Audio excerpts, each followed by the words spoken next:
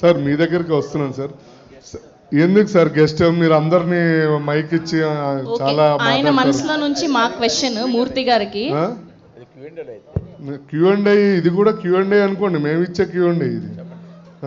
Okay, Jeevan గారి మనసులో మాట. సో ఇప్పటి వరకు మీరు బాగా భయపడిన సందర్భం ఏంటి?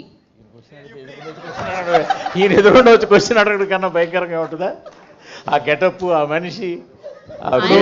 సార్ అంత అద్భుతమైన హెయిర్ స్టైల్ ఎవరికైనా ఉందా అలాంటి హెయిర్ స్టైల్? ఇక్కడ ఆయన హెయిర్ స్టైల్ మొన్న విగ్గు పెట్టారు, అది బాగుంది. సంతాన ప్రాప్తి రస్తులా. మీరు ఇప్పటి వరకు భయపడిన సందర్భం ఏంటి? ఎప్పటికీ మర్చిపోలేదు? భయపడలేదండి ఎప్పుడు.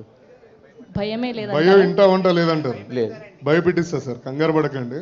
రోడ్ పైన వెళ్ళినప్పుడు మీ కార్ నెంబర్ ఇచ్చేయాలండి. ఏం కాదులే కానీ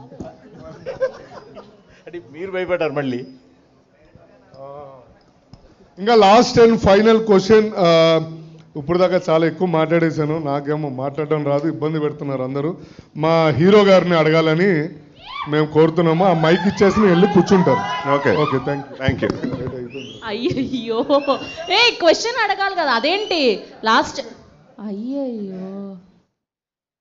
ఓకే, సో మీరు ఇప్పటి వరకు ఫేస్ చేసిన సిచ్యువేషన్స్లో రాత్రిలో కూడా మిమ్మల్ని అలానే కళల్లో కూడా వస్తున్న సందర్భం ఏంటి? మర్చిపోలేదు షూటింగ్ టైమ్స్లో. దెబ్బలండి. అయ్యో, రాత్రి అంటే తర్వాత స్టేజ్ మీద చూపిస్తాను నేను చెప్పచ్చా సార్? చెప్పండి. జీవనన్నా అదే కరెక్టే అండి. చాలా సీరియస్ సిచ్యువేషన్ సీక్వెన్స్లో ఆయన నవ్వుతూ ఉంటాడు, అందరిని నవ్విస్తుంటాడు. పాపం.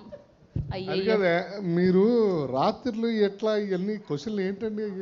ఆహా, పడుకున్నా సరే కళల్లో కూడా మెదిలే సందర్భం ఏంటి అని. మీరు పడుకున్నప్పుడు వచ్చే కళల గురించి మాట్లాడలేదు నేను, సినిమాకి రిలేటెడ్గా అడిగాను.